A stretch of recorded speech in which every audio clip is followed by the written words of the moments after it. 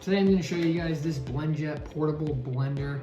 As you can see, the cap comes on and off. If you wanted to put this around something, you could use this right here. This does not fit around your wrist, at least not mine. But if you wanted to hang it on, a hook or something when you're done, you could do that right there.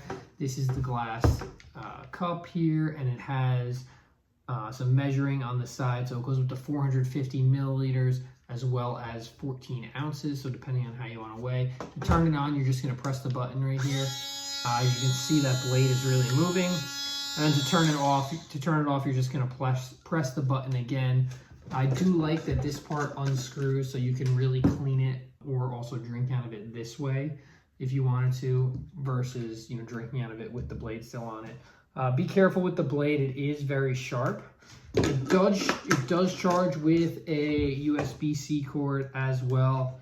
One thing that I don't love about it is that when it's plugged in, so when you're charging it, the blade doesn't work. So this cord's not plugged in right now, but if it was plugged into an outlet, I would press this button and it would light up, but the blade won't spin.